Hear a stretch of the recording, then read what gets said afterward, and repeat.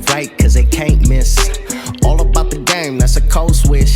Serving up the truth, call it ruthless. Tune in and get your fix from Blake and Vish Sports. Is who will be the NFL's Coach of the Year? So last year was Kevin Stefanski of the Cleveland Browns.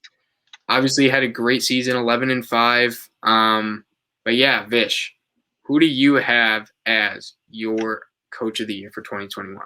Yeah, I'm going to go a little bit with my heart here, and I'm going to pick my favorite coach in the NFL, who I want to win Coach of the Year, and I'm going to pick Kyle Shanahan.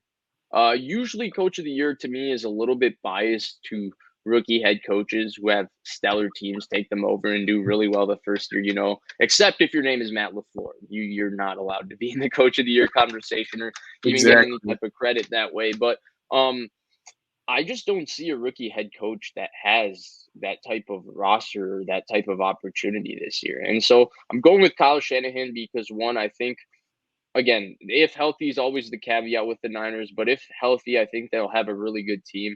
And I think his schematic genius with the run game is really, really going to stand out. And because of that, and because obviously I've already gone out on one limb, right? Like I've been a homer once today, as my man Pinor has mentioned here in the comments. I said Trey Lance for Rookie of the Year, so I think Trey Lance is going to start enough to be the Rookie of the Year. I think really it goes back to the creativity that they're going to have in the run game with Trey Lance is going to be so new to the NFL. It's going to be so groundbreaking.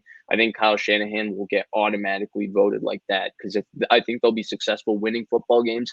And that creativity, that schematic genius, all of it put together with the fact that they won coming off a down season, I think that'll all kind of lend itself for Kyle Shanahan to be the Coach of the Year. Interesting. Yeah, this is the first time he's really had, or not the first time, but he's been able to get the quarterback that he wants the most. Now they had Jimmy, and Jimmy obviously had a good run, but clearly physically and, just being taken number 3 overall, he has way more potential than Jimmy ever has had. So possibly the best quarterback he's ever had. The roster obviously was injured a lot last year, but they're getting a lot of those guys back, and they have one of the more just well-balanced rosters overall with young talent as well as a lot of veterans that are kind of under the radar. Like even the Alex Mack signing I feel like we forgot about that, and he's someone who's really good. They have a good O-line, great weapons. Defense, we will see with the new DC, but they have pieces in play to come back and be a really solid defense. So record's important. I guess the only thing I would maybe disagree with is coaches that were rookie coaches. I think most of them, you're right. I think the only one people could argue is Chargers, and that if Brandon Staley can carry that defense over, or at least maintain a really good defense, the offense should theoretically get better, just not having Anthony Lynn coaching. And then their O-line, of course, drastic upgrades again there. So that helps. But yeah, I'm with you. I wouldn't trust him. And then like the Jets, the Jaguars, I don't really trust those guys or their teams as much as I would someone like Shanahan. So kind of agree with you there. And then it's long-winded, but I'll get into my guy. And I was stuck between two. I think LaFleur is honestly great. Kind of disappointed he hasn't got any mention at all. 13-3 twice. I don't know what else you can do. I guess everyone would just say it's because he has Rodgers, and that's maybe not the only reason, but it certainly helps. That can't be taken away. McCarthy didn't go 13-3 2 times in a row with Aaron Rodgers. Yeah, that's true. They also went 15-1 though. Did they go the next year though? Right, they fell off a decent amount. They went 11-5 or. Yeah. But those teams, to be fair, those teams were also just loaded with insane offensive talent. They had Randall Cobb is the 4th receiver, which is insane. And technically they had, though their defenses didn't perform, to me they had more defensive talent when you talk about, and those guys were older, but Desmond Bishop and AJ Hawk and Clay Matthews and Charles Woodson, Tramon Williams, but Ryan Pickett was pretty good. He was, yeah. But getting off of that, I guess who I would go with, and I think their team's gonna have a bounce back year. He was in the conversation this year, and that's Brian Flores. So obviously year 1 with Tua, he didn't look as good. I do think Tua definitely limited in just obviously physical stature, but I think he'll have a bounce back year. Having an offseason, not recovering from hip injury. They didn't have that many weapons last year. They go out, they get Will Fuller, Myles Gaskin's coming back, and then I love Waddle as well. So they have all that. O-line, the young O-lineman that they had, they have another year. And then their defense, they still have a great secondary or two great corners, and then they get Jalen Phillips, who, as we previously mentioned, could be the steal of the draft with how dominant he was in college, just getting the injury situation figured out. Yeah, I like the Dolphins a lot.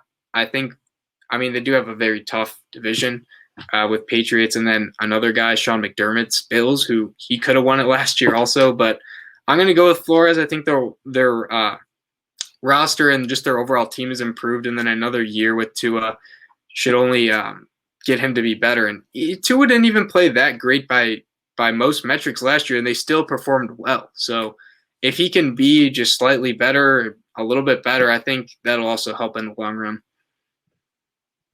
Yeah, 100%.